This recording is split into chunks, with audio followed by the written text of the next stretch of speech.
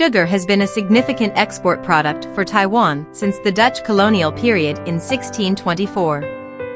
During the Japanese colonial period, sugar surpassed tea to become the largest export commodity, at one point accounting for 74% of Taiwan's total foreign exchange revenue.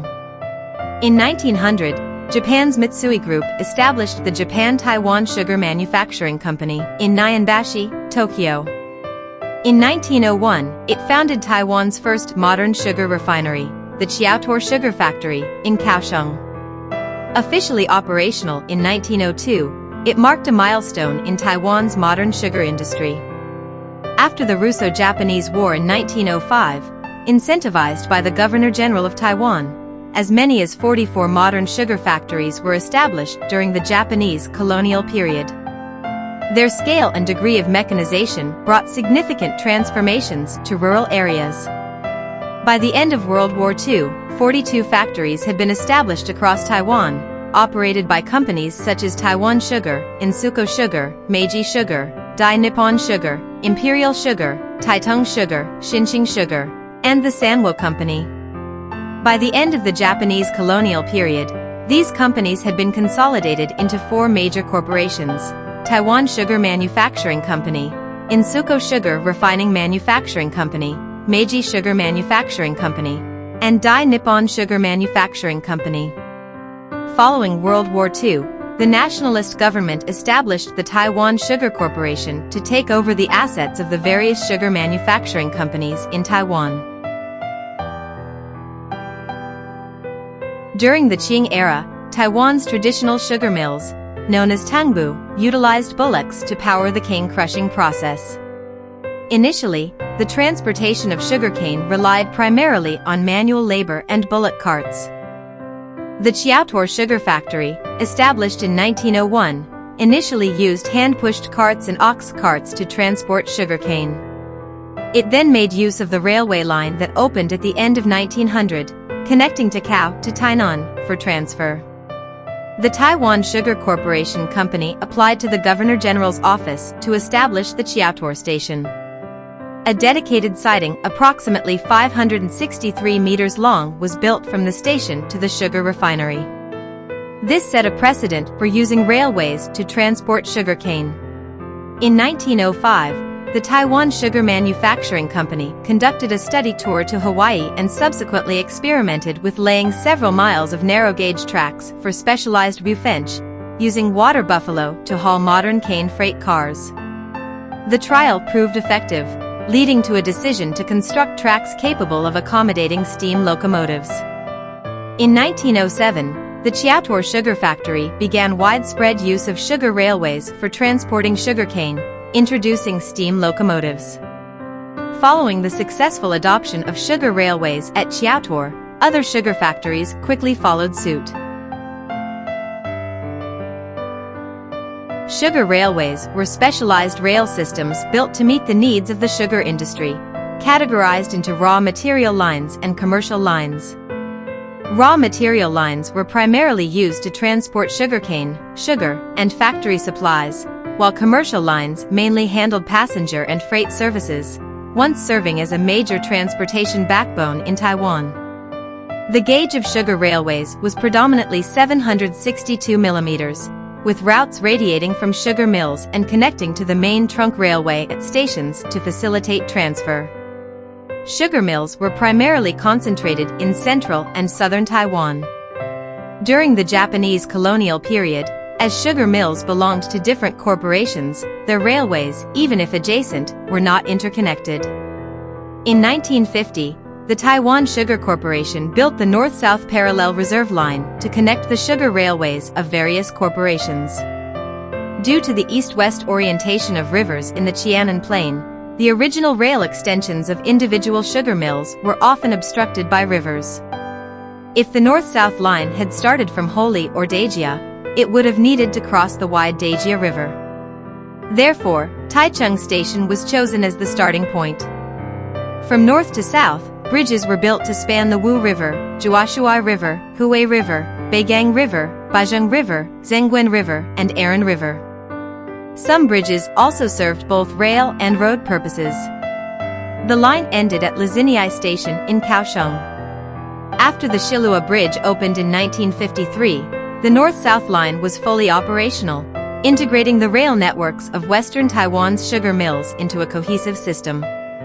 Taiwan's sugar mills used their railways to connect to stations on the main trunk line for transshipment, with the densest networks found in the Qianan Plain. Sugar railways north of Zhonghua included routes such as Dajia, Zhongnan, Xianxi-Zhonghua, Lukang, Tianlin, Zhuishui, Zhongliao, Weichecheng, and Xiaopu lines. In the Yunlinjiai area, sugar railways included Dolio, Kentukan, Donan, Xitong, Shilua, Luanbei, Longyan, Xiaomei, Dalian, Xingang, Beigang, Santialan, Kohu, Jiai, Puzi, Mangpu, Nanjing, and Nanju lines. In Tainan and the Kaohsiung-Pingdong area, sugar railways included Wushalin, Biha, Bude, Shuijia, Longtian, Yushan, Shanhua, Guanyao, Shaojiang, Linyuan, Chiui, and Ligong lines. By 1908, when the Western Trunk Line was completed and opened to traffic, the sugar railway totaled 471 kilometers, consisting of 73 kilometers of service lines and 398 kilometers of raw material lines. The sugar railway operated almost in parallel with the trunk line. After the first consolidation of the Sugar Corporation in 1916, the total length of the sugar railway had reached 1,634 kilometers by 1917. This included 1,219 kilometers of raw material lines and 415 kilometers of service lines, reflecting exponential growth and marking a period of rapid development for the sugar railway. Starting in 1927, the second consolidation of Taiwan's sugar industry led to continued expansion of the sugar railway. By 1941, the total length of the sugar railway had reached 2,713 kilometers, with 2,182 kilometers of raw material lines and 531 kilometers of service lines, 3 times the total length of the government-operated railway, which spanned 909 kilometers. After World War II, the sugar railway had a total length of 2,964.6 kilometers, including 2,337.5 kilometers of raw material lines and 627.1 kilometers of service lines. From 1906 to 1907, Taiwan Sugar Corporation built a 762 mm light railway at the Chiaotuo factory to transport sugarcane, marking the first sugar railway raw material line. At the time, the total length was approximately 50 kilometers. Huwei Sugar Factory, located in Yunlin County, was established in 1907 and has a 114-year history. Together with the Shanhua Sugar Factory in Tainan, it is one of the only 2 sugar factories still producing sugar nationwide. Huwei Sugar Factory is also the only factory in Taiwan still using Lufench to transport sugarcane. The Huwei Sugar Factory Station was originally called Wujianzuo Station but was renamed Huwei Station after 1920. To the south of the sugar factory lies the Huwei River, crossed by the Huwei Railway Bridge, one of the bridges along the north-south line. Huwei Sugar Factory typically harvests sugarcane and produces sugar from winter to the following March. During this period, Wu Fencher transports sugarcane along the 16-kilometer route from Huwei to Baozhong, making it the only place in Taiwan where the century-old site of sugar railway transportation can still be seen. The unique scene of a Wu Fencher passing under the elevated tracks of the high-speed rail, contrasting the 300 km per hour HSR and the 10 to 20 km per hour Wu Fencher, is especially rare. When departing from the sugar factory, the locomotive pulls 40 empty carriages, dropping off the empty carriages at various sugarcane collection stations along the way. At stops like Station 8, Station 12, and the final Station 13, trucks and sugarcane harvesters work in perfect coordination. Trucks deliver harvested sugarcane to the transfer platform, unloading it into the Wu Fencher S sugarcane carriages through funnels. On the return trip, the Wu Fencher switches to a siding via a track switch and delivers the loaded carriages back to the sugar factory. At the sugar factory, the sugarcane is unloaded into shredders and pressed by crushers. The juice is then clarified, while the waste residue is burned to generate reusable heat energy. The clarified juice is sent to evaporators for evaporation, with the concentrated liquid collected in syrup tanks for crystallization. After the molasses separation process, the final sugar product is packaged and loaded onto sugar transport trolleys. Using the Huey Sugar Factory's triple-gauge railway, the sugar crosses the Huey Railway Bridge, connects to the main line at Dolio Station, and is transported to Kaohsiung for export via Kaohsiung Port. The commercial sugar railways began in 1909, including the Insuko Sugar's Shining-Bude Line, Meiji Sugar's Jiaigangqian Line and Banzi Fielders Honggang Line, Xinqing Sugar's Fengshanlin Zibian Line, and Taiwan Sugar Corporation's Pingdong Ligong Line. At its peak, there were 26 routes, with the largest scale being Japan's Dai Nippon Sugar, totaling 254.6 kilometers. The Bude line of the Insuko Sugar was the first long-distance passenger transport line, starting operations in 1909. Completed in 1911, the Beigang line boosted pilgrimages to the Chaotian Temple in Beigang, making it a line with significant religious importance. In 1920, over 10,000 followers accompanied the procession from Shiluo's Fuxing Temple to Beigang's Chaotian Temple. The Chimei line was established in 1910 by the Takasago Sugar Company and was soon acquired by other entities after a brief period of operation.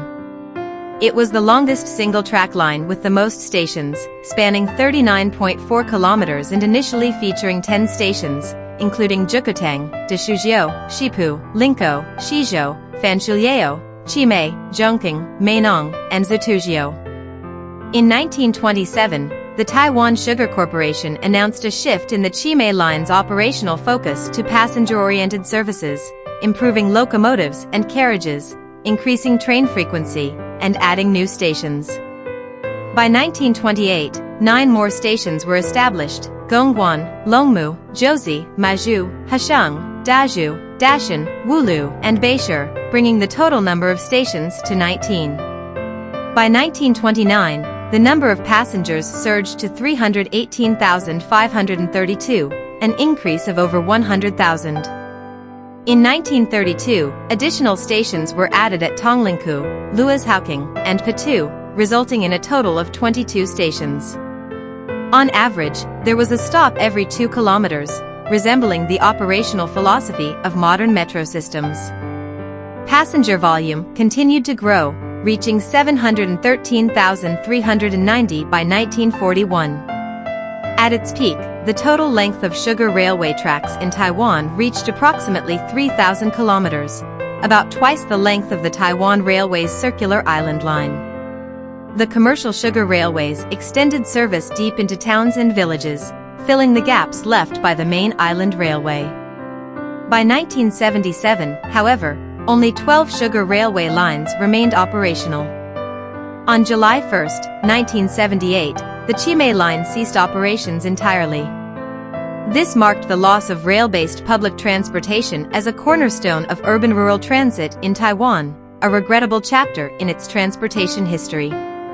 Today, 5 sugar railway lines remain operational as tourist attractions, including the Shihu line of the Shihu Sugar Factory in Zhonghua, the Zhiqing line of the Sanchuo Sugar Factory in Jiayi, the Baoweng line of the Xining Sugar Factory in Tainan, the Xing'an East line of the Wushalin Sugar Factory in Tainan, and the Qiaotuo line of the Qiaotuo Sugar Factory in Kaohsiung. Sugar factories were distributed nationwide, including in Taipei, Weimei, Taichung, Wuri, Nantou, Zhonghua, Shihu, Shizhou, Huey, Longyan, Dolio, Nanjing, Suantu, An'ai, Xining, Wushalin, Medu, Jiuli, Shanhua, Yujing, Yongkang, Rend, Qiaotuo, Xishan, Pingdong, Nanzhou, Taitung, Guangfu, and Erji, primarily concentrated in central and southern Taiwan. Before the establishment of the Taipei Sugar Factory, Yangbi set up a sugar mill in Bangka during the Qing dynasty. The mill used oxen to pull stone mills for crushing sugarcane, which was then boiled in large cauldrons to produce sugar. The Taipei Sugar Factory was established in 1911 at the confluence of the Xindian River and the Daikon River. It was located to the east of the Western Trunk Line and relied on river transport, railroads, and tramcars for logistics. In 1918, a 530-meter-long sugar railway mainline was constructed, connecting Bangka Station to the warehouse of the Taipei Sugar Factory. Additionally, 2 sugar railway branch lines, approximately 42 kilometers in total length, were built to transport sugarcane raw materials from the Greater Taipei and Taiwan areas. These lines also operated light tramcars for passenger transport. The Nanjing Sugar Factory, established in 1908, was located in Shuisheng, Jiayi. In addition to producing sugar, it manufactured alcohol, which was used as aviation fuel. The factory's sugar railway branch line was connected to the Taiwan Railways Administration. At the connection point, a 3-rail track system was designed. The outer rails accommodated the wider gauge of TRA freight cars, while the inner narrower gauge was for the factory's small locomotives. A distinctive architectural feature of the Nanjing Sugar Factory was its wooden warehouses with large span trusses.